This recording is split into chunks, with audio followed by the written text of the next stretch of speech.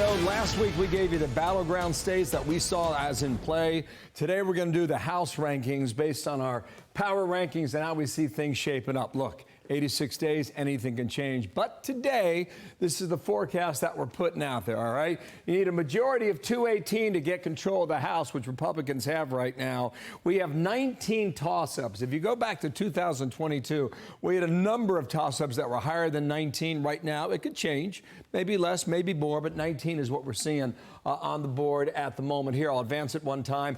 If Republicans have a good night, if Donald Trump is to win, if Republicans turn out and vote, they could see as many as 230 seats in the House. That would be a real whopper of a night, especially when you consider for the last couple of cycles now how close the House has been between Republicans and Democrats. Maybe that doesn't happen. Maybe Kamala Harris wins on election night. Maybe the Democratic machine gets rolling in these battleground states.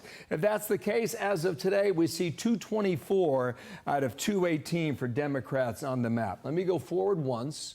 And again for this, here are your toss-ups, and I would point your direction right here to New York 17. This is a battle, and they spend a ton of money. It's upstate New York, right on the Hudson River Valley, and Mike Lawler is the Republican in that 17th district. He's with me now, and sir, good morning to you.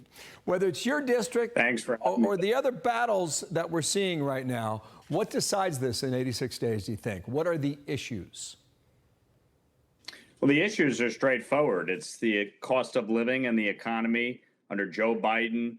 Obviously, we have seen a rapid rise in grocery prices, gasoline prices, housing prices. The crisis at our southern border. Kamala Harris, the border czar, failed miserably in her responsibility to secure our border. Obviously, 10 million migrants have crossed our southern border, most of them illegally under the Biden-Harris administration.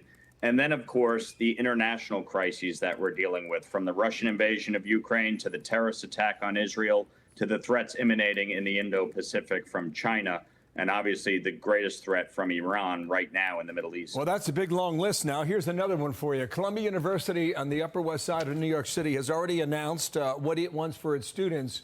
You remember all the protests, right, over Gaza? Here they say Columbia braces for anti-Semitic protests, locking down campus as students return. How do you think the issue of Gaza plays in November?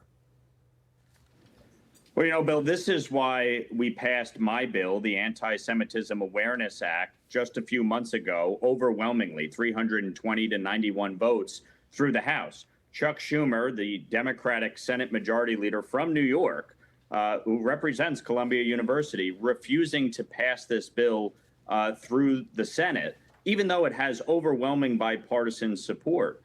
And so I expect when campus returns, you're going to see these protests flare up again, because as we saw just 2 weeks ago down in Washington with the U.S. flag being removed, burned, and the Palestinian flag raised and Hamas spray painted on monuments in Washington, D.C., the pro-Hamas wing of the Democratic Party is growing. And so this is something where I expect we will see these protests flare up again when the students come back. Probably in Chicago, too, when we get there on Monday. We just want to continue with this Columbia statement, because I think there's a key line in here that goes to this point.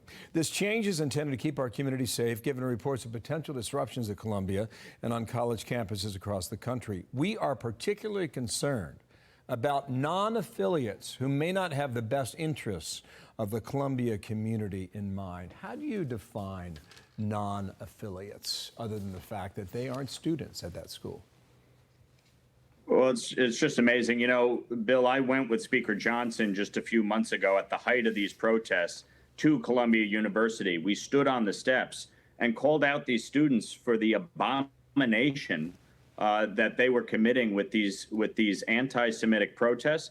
And we called on President Shafiq to resign in disgrace because her handling of these protests was outrageous. She refused to call law enforcement until the protesters seized control of campus buildings and started breaking and throwing, chairs and desks and tables throughout the building and breaking windows.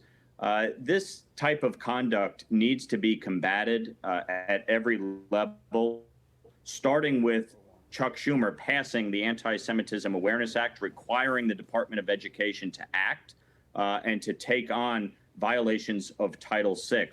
This is what's at stake in this election. And I think, in a district like mine that has 80,000 more Democrats than Republicans, that Joe Biden won by 10 points in 2020, that's home to the Clintons and George Soros, these issues matter. I have one of the largest Jewish constituencies in the country in my district, and obviously the fight against anti-Semitism is something that we take very seriously. And if folks want to support me in my effort not only to hold my seat, but to keep a House Republican majority, they can text Lawler to 85007. Okay. So that we can make sure we take on the important issues this November. As I said, it is one to watch, and you got a tough race. We'll see how it goes, and there'll be a ton of money thrown into New York 17. Thank you, sir, for your time. Mike Lawler there, Republican. Thanks. Thank you. I'm Steve Ducey. I'm Brian Kilmeade. And I'm Ainsley Earhart. And click here to subscribe to the Fox News YouTube page to catch our hottest interviews and most compelling analysis.